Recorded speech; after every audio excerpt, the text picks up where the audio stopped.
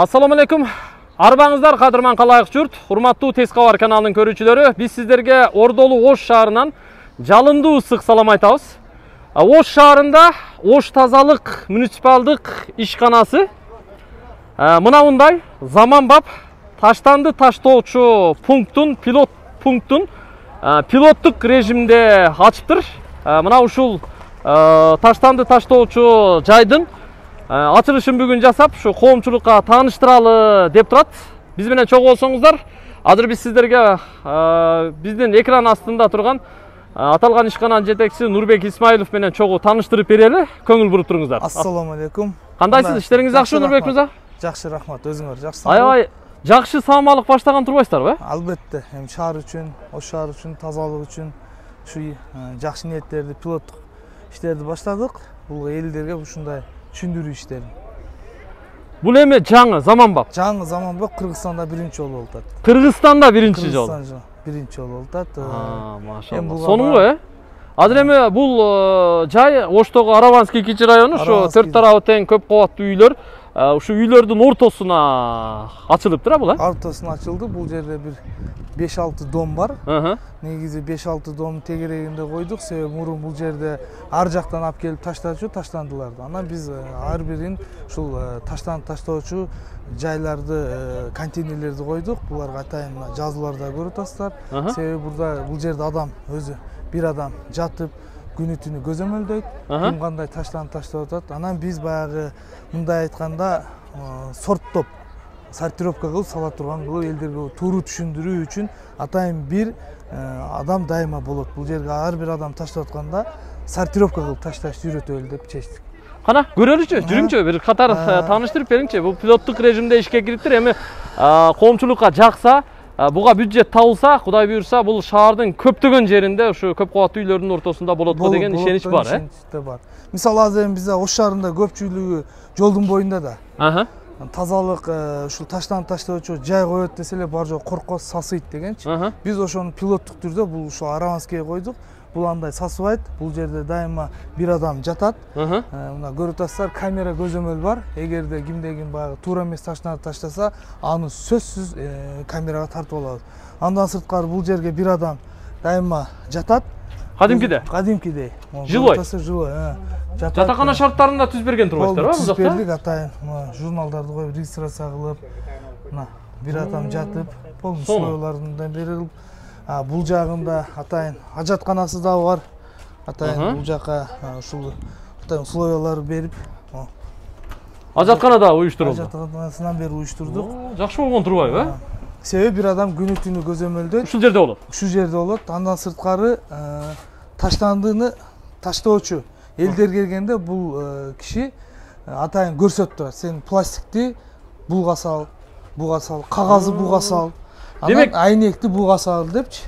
Турмуш тиричиликти буга контейнерге саласың, тамак аш калдыктарын буга саласың депчи.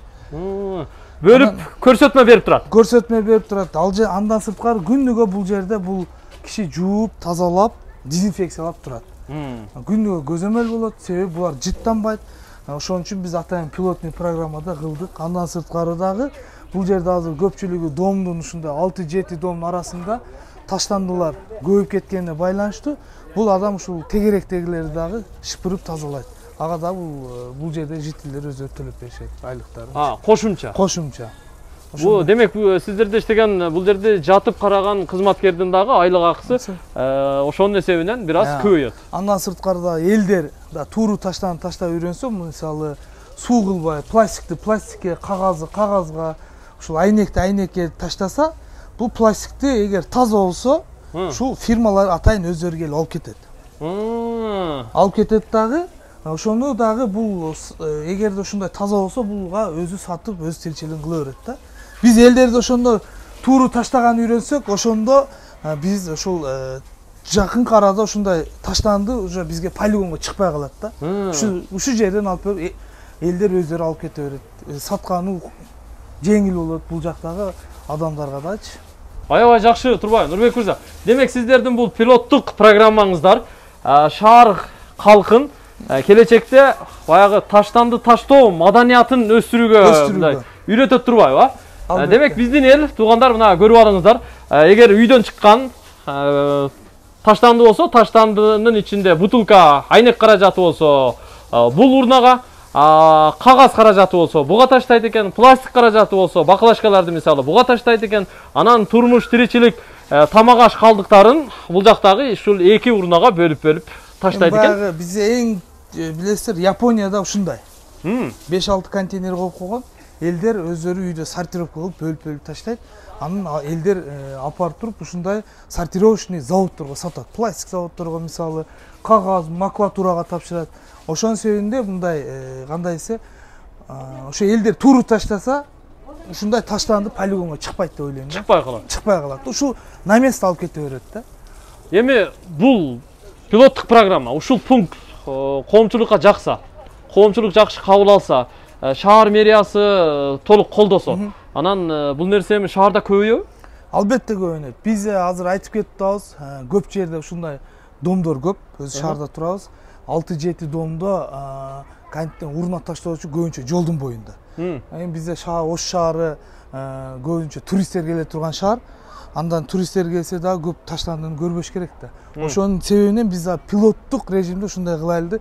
Анан кимде ким ушундай баягы элдерге туура эмес маалымат жетип, сасыйт деген болсо, биз алып келип ушундай көрсөтөбүз. Мына көрүңүздөр депчи. Ошонун негизинде биз пилоттук режим кылып ушуну салдык.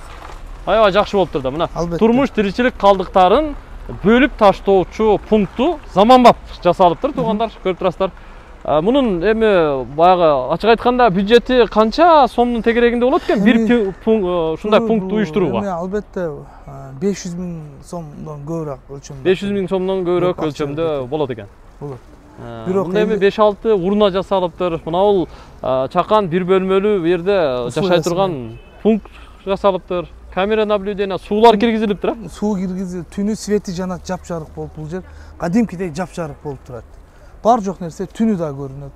Ошон үчүн ушунчо расход кетти, бирок элдерге бул нерсе жагат деп ойлойм. Жагат деп ойлойм. Себеби бул көп кабаттуу үйлөрдүн ортосунда болгону менен бул жерде эми сиздердин кызматкериңиздер бар экен. Эч качан баягы урналар толуп ашып кетпейт. Толуп ашып кетпейт. Бул анан камера биздин диспетчерский базабызда турат. Базабыз бар. Онлайн көрүп турасыздар. Онлайн көрүп турат, эгер толсо, ошо онлайн аркылуу алып коет. Аябай жакшы. Анда сизге, сиздин жамаатыңызга ийгилик каалайм. Аманчылыкта көрүшөлү. Өтө сонун самалыкты баштапсыздар. Ылайым мына ушундай заманбап турмуш тиричилик калдыктарын таштоочу пункту Ош шаарында ар бир көп кабаттуу үйдүн алдында бирден болсун деген тилек кылабыз. Ниеттебиз. Чоң рахмат сизге да колдоңуз. Рахмат. Алла разы болсун. Чарчабай иштей бериңиздер. Азыр коомчулук менен ушул жердин жашоочулары менен шаар мэриясынан келген шаар жетекчилери менен чогуу дагы бир катар таанышып чыгабыз.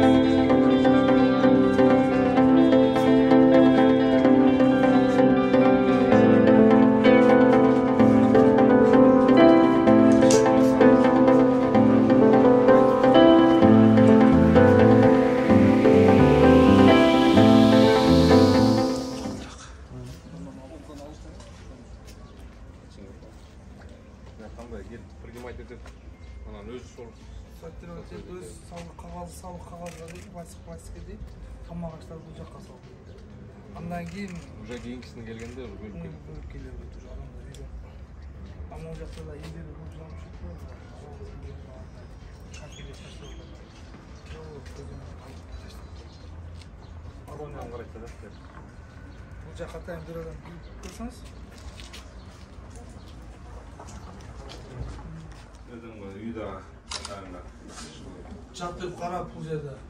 Дворду дагы тегереги таза. Береги жылайынан мала болып шына Жо, ондай да албайсың.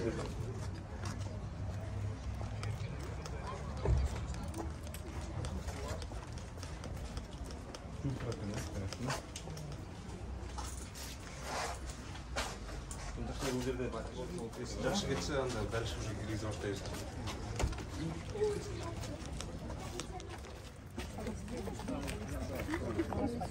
Ay, soğuk çözmeyelim dayı. Sakın duruyoruz ya.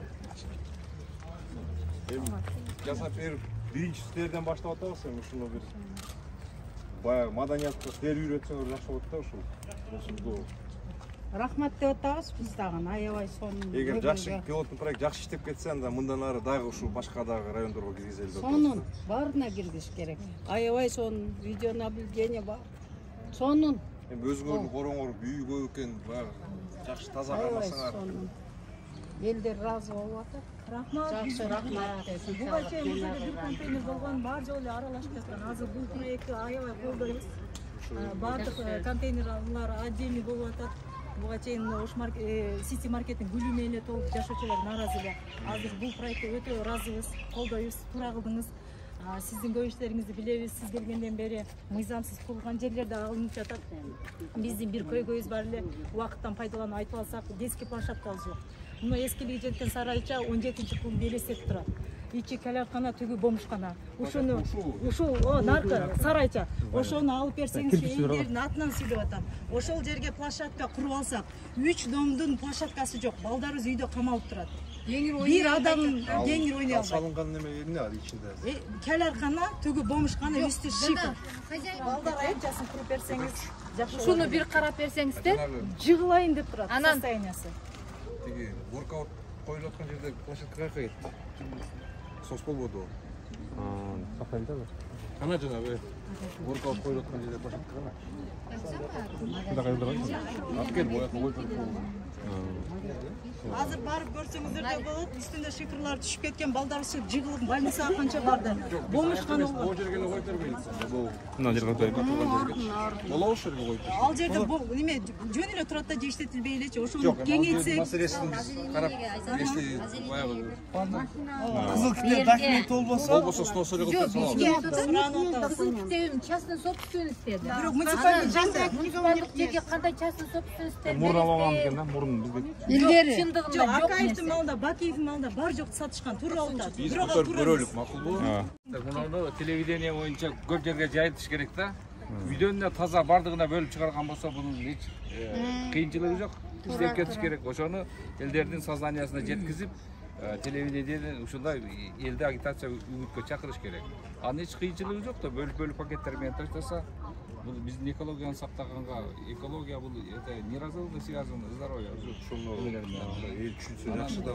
Нурбек жигитти биз кичинесинен тааныйбыз. Абдан иштер бар, Кудай кааласа бул эмени жолго салып берет. Бек аракетти кылып атат. Аракетти жасайт. Анча-мынча жашоочулар ошону Ооба, колдошубуз керек. бактап айтпайсыңбы? Жок, ошону телевидениеден айтып деп, ушундай кылып. Ар бир участкага ушундай кылып беришин суранабыз. Азыр мына иштеп көрсүн. Пилотный кылып көрөлү. Дагы ошо Анан кийин мына жерге детский площадкты көрүп атасыз. Машиналар көп. Чекерак гана жерге коюшка суранабыз кылып берген. Мына эже атайын мына Ну, Алмаз Ишенбекович келди, мына атайын нөмөр болуп атат. Көрдүңүздөр, маселеде Кудай каалса чечилип калды. Каяр барып жердеш, ошол коюп. Кудай каалса азыр барат, ушул документтерди көтөрүп. Дагы бир вопрос. Ну, проект боюнча айтпаңыздар. Ушу проект боюнча биз домдор аракет кылабыз бүгүндөн баштап үйдөн эле. Отдельно таштаганга. Ош шаар боюнча биз ушундай домдорго кылайлы десек эле сасыйтпейт да көпчүлүгү. Анан туристтер келсе бүт баары биздин мусор жолго чыгарып атат. Өз негизи домдун астында болсо, мусорлар көрүнбөй турса, ошондой элдер сортировка кылып таштаса, өтө маданиялуулугубузду көрсөтө Силер эми көрсөтүп берилүү катары. Эгерде силер жакшы келсеңер, шаар боюнча коюлат. Үй болгула. Үйгө оксоп келет, ХБК келип көрөт буларыңарды. Ошончо силер пример болуп, жакшы дом болуп беришиңерди каалайт. Азыр фасадтарыңарды бар, сунушуңарды бергиле, фасадтарыңарды краскалап беришет деп, элик деген немеси бар. ошол дагы жакшы. Ал подъездерден бери. Анан урматтуу жашоочулар, мен да ушул домдо жашап кеткемин да, анан билем, ушу детский площадка деп эле бакчайсың. Балдардын аянтчасы ата энеси тирүү болсо, balanın nаны бүтүн болот да. Ошонун жанында взрослый площадка ушундай эле коюп коюш керек. Башка деген. Ошол взрослый дагы ошол. Мен дагы айтам, бала кумда ойногондо ага акыл кошулуп кетпейт, наны бүтүн болуш үчүн ата энеси кошо болуш керек. Жанында взрослый площадканы кошо ойлонуш керек. Parvardigor egam mana shu bugungi yig'ilishda mana yig'ilib turibmiz.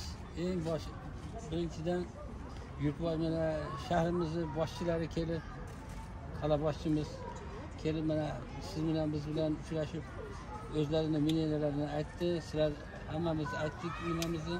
Parvardigor egam shu qilingan ishlarimiz xayrli bo'lsin. Bundan keyin shu ishlarimizni ulantib ketishga hammamizga nasib ro'za aylasin. Bu oq yo'lday bo'lsin. Shahar boshchilarimiz tinch bo'lsin.